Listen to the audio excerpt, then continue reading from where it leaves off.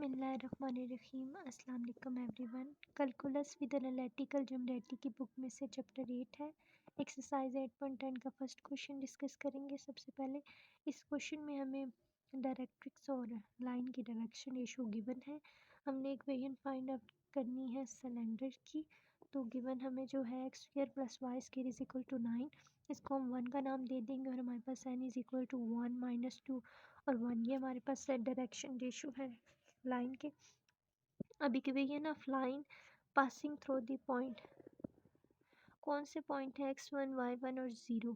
ये कैसे पता चला है हम लोगों को पॉइंट्स का कि हम लोगों ने जो गिवन है हमारे पास डायरेक्ट्रिक्स x और y, ये दो गिवन है, z नहीं गिवन। तो इसलिए हम लोगों ने क्या किया कि x1 और y1 गिवन है, तो इसलिए x1 का एक पॉइंट है और एक y1 है, और जो जी 0 है हमें z नहीं है इसमें, तो हम लोग इसकी जगह पे z की जगह पर 0 लिखेंगे।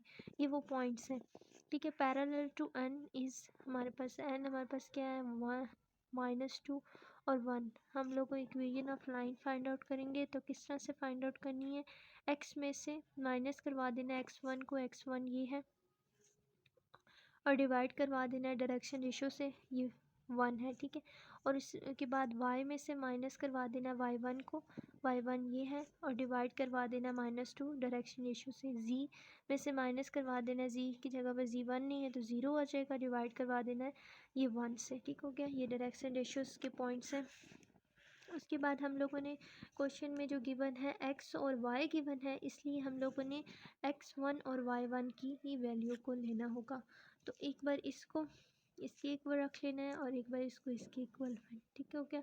x1 minus x minus x1 divided by 1 is equal to z हो जाएगा। यहाँ पर ये z आ जाएगा, ठीक है।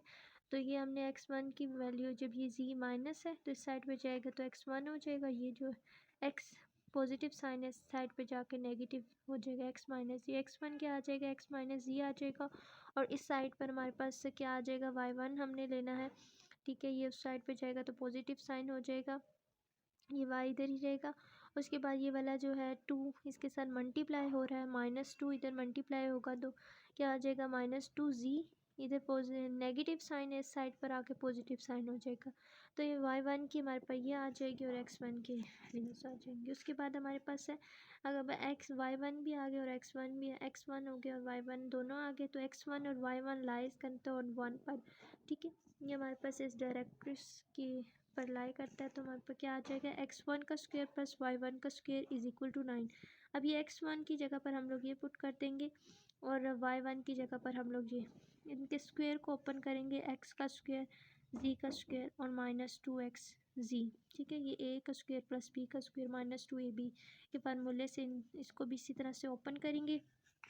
ओपन करने के बाद ये 9 इस तरह है, इस साइड पे आके नेगेटिव हो जाएगा, ऐसा पॉजिटिव है। तो अब हम लोग इसको अरेंज कर लिखेंगे, x का स्क्वायर, y का स्क्वायर, यहाँ पर आ जाएगा यहाँ पर है z, ये वाला एक z का स्क्वायर और ये 4z का स्क्वायर, 5z का स्क्वायर हो जाएगा -2xz प्लस 4yz ये और -9। ये हमारे पास इक्वेशन आ जाएगी, सिलेंडर की इक्वेशन हमारे पास आ जाएगी। इस तरह से हमारे पास फर्स्ट क्वेश्चन गिवन हल होगा कि जिस तरह से हमारे पास डायरेक्ट्रिक्स भी गिवन है और लाइन के डायरेक्शन रेशो भी।